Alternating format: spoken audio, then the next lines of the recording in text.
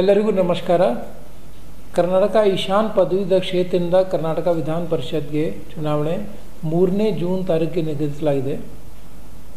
ಈ ಚುನಾವಣೆಗೆ around 1.5 lakh voters ಇದ್ದಾರೆ ಮತ್ತು ಈ ಚುನಾವಣೆ ಟೋಟಲ್ 195 ಪೋಲಿಂಗ್ ಬೂತ್ಸಲ್ಲಿ ನಾವು ಕಂಡಕ್ಟ್ ಮಾಡ್ತಾ ಇದ್ದೀವಿ.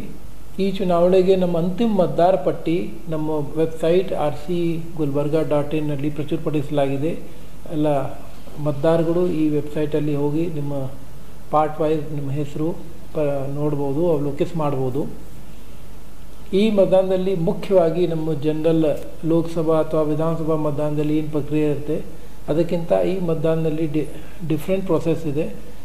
EVM ಅಲ್ಲಿ ನಾವು EVM ಯೂಸ್ ಮಾಡ್ತಾ ಇದ್ದೀವಿ. ಈ ಪೋಲಿಂಗ್ ಪ್ರೊಸೆಸ್ಗೆ ನಾವು ಬ್ಯಾಲೆಟ್ ಪೇಪರ್ ಯೂಸ್ ಮಾಡ್ತೀವಿ. ಈ ಬ್ಯಾಲೆಟ್ ಪೇಪರಲ್ಲಿ ಹೇಗೆ ಇದು ನೀವು ಯೂಸ್ ಮಾಡಬೇಕು, ಪ್ರಿಫರೆನ್ಸ್ ಹೇಗೆ ಮೆನ್ಷನ್ ಮಾಡಬೇಕು, ಇದರ ಬಗ್ಗೆ ನಮ್ಮ ಜೊತೆ ನಮ್ಮ ಹಿಸ್ಟ್ರಿ ಪ್ರೊಫೆಸರ್ಸ್ ಮತ್ತು national level master trainer Shri Shashishekhar Reddy ನಮ್ಮ ಜೊತೆ ಇದ್ದಾರೆ. ಅವರು ಸ್ವಲ್ಪ ವಿಸ್ತಾರವಾಗಿ ಈ ಪ್ರಕ್ರಿಯೆ ನಿಮಗೆ ಎಕ್ಸ್ಪ್ಲೇನ್ ಮಾಡ್ತಾರೆ. ಪ್ಲೀಸ್. ಧನ್ಯವಾದಗಳು ಸರ್. ಈಗಾಗಲೇ ಹೇಳಿರುವ ಹಾಗೆ ಇಲ್ಲಿ ಪ್ರಿಫರೆನ್ಷಿಯಲ್ ವೋಟ್ ಅಂದರೆ ಆದ್ಯತಾನುಸಾರ ಮತವನ್ನು ಚಲಾಯಿಸಬೇಕಾಗಿರುತ್ತದೆ. ಹೀಗಾಗಿ ಮತದಾರರು ಈಶಾನ್ಯ ಕರ್ನಾಟಕ ಪದವೀಧರ ಕ್ಷೇತ್ರದಲ್ಲಿ ಫಾರ್ಮ್ ನಂಬರ್ 18 ಸಲ್ಲಿಸಿ ತಮ್ಮ ಹೆಸರನ್ನು ನೋಂದಾಯಿಸಿಕೊಂಡಂತಹ ಪದವೀಧರರು ತಮ್ಮ ಮತವನ್ನು ಚಲಾಯಿಸುವಾಗ ಮುಖ್ಯವಾಗಿ ಗಮನಿಸಬೇಕಾದಂತಹ ಅಂಶ ಎಂದರೆ ಈ ಥರ ಇರುವಂತಹ ಬ್ಯಾಲೆಟ್ ಪೇಪರ್ನಲ್ಲಿ ಅವರು ಕನ್ನಡ, ಇಂಗ್ಲೀಷ್ ಅಥವಾ ರೋಮನ್ ಅಂಕಿಗಳಲ್ಲಿ ಮಾತ್ರ ತಮ್ಮ ಆದ್ಯತೆಯ ಮತವನ್ನು ಚಲಾಯಿಸಬೇಕಾಗ್ತದೆ. ಉದಾಹರಣೆಗೆ ನೀವು ಇಲ್ಲಿ ನೋಡ್ಬೋದು, 1ನೇ ಪ್ರಾಶಸ್ತ್ಯವನ್ನು ಇಲ್ಲಿ, 2ನೇ ಪ್ರಾಶಸ್ತ್ಯ, 3ನೇ ಪ್ರಾಶಸ್ತ್ಯ, ಹೀಗೆ ಸ್ಪರ್ಧೆಯಲ್ಲಿರುವಂತಹ ಎಲ್ಲ ಅಭ್ಯರ್ಥಿಗಳಿಗೂ ಮತ ಚಲಾಯಿಸಬಹುದಾದರೂ ಸಹ ನಿಮ್ಮ ಆಯ್ಕೆಯ ಪ್ರಕಾರ, ಆದ್ಯತೆಯ ಪ್ರಕಾರ ನೀವು ಮತವನ್ನು ಚಲಾಯಿಸಬೇಕಾಗಿರ್ತದೆ.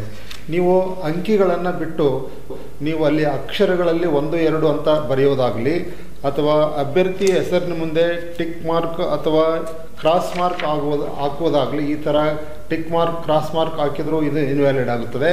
ನೀವು ಕನ್ನಡದಲ್ಲಿ ಸ್ಪಷ್ಟವಾಗಿ 1, 2, 3 ಈ ಥರನೂ ಬರಿಬೋದು, 1, 2, 3 ಈ ಥರ ಬರಿಬೋದು. ಅಥವಾ ಇಲ್ಲ ರೋಮನ್ನಲ್ಲಿ ಬರಿಬೇಕಾದರೂ ಸಹಿತ ನೀವು ಸ್ಪಷ್ಟವಾಗಿ 1, 2, 3 1, 2, 3 ನೀವು ಈ ಥರ ಅಲ್ಲಿ ನೀವು ಕರೆಕ್ಟಾಗಿ ಸೀಕ್ವೆನ್ಸ್ ಪ್ರಕಾರ ಬರೀಬೇಕಾಗಿರ್ತದೆ. ನೀವು ಒಂದನ್ನು ಬರೀಲೇ ಇಲ್ಲ, ನೇರವಾಗಿ 2 ಬರೆದರೂ ರಿಜೆಕ್ಟ್ ಆಗ್ತದೆ. ಅಥವಾ ನೀವು ಬೇರೆ ಯಾವುದೇ ರೀತಿಯ ಸರಿ, ತಪ್ಪು, ಹೌದು, ಬೇಕು, ಬೇಡ ಈ ರೀತಿಯ ಒಂದು ನೀವು ಅಲ್ಲಿ ಮಾರ್ಕ್ ಮಾಡಿದರೆ ಅದು ಇನ್ವ್ಯಾಲಿಡ್ ಆಗ್ತದೆ. ಮತ್ತು ನಿಮಗೆ 3ನೇ ಅಲ್ಲಿ ಮತಗಟ್ಟೆಯಲ್ಲಿ ನಿಮಗೆ ಯಾರು ಈ ಬ್ಯಾಲೆಟ್ ಪೇಪರನ್ನು ಈ ರೀತಿ ಮಡಚಿ ಕೊಡ್ತಾರೋ ನೀವು ಅದೇ ರೀತಿ ಮಡಚಿ ಅದನ್ನು ಅಲ್ಲೇ ಮತಗಟ್ಟೆಯಲ್ಲಿ ಮಧ್ಯದಲ್ಲಿರುವಂತಹ ಬ್ಯಾಲೆಟ್ ಬಾಕ್ಸ್ನಲ್ಲೇ ಹಾಕಬೇಕು. ನೀವು ಈ ಥರ ಮಡಚಿ ನಿಮಗೆ ಕೊಡ್ತಾರೆ.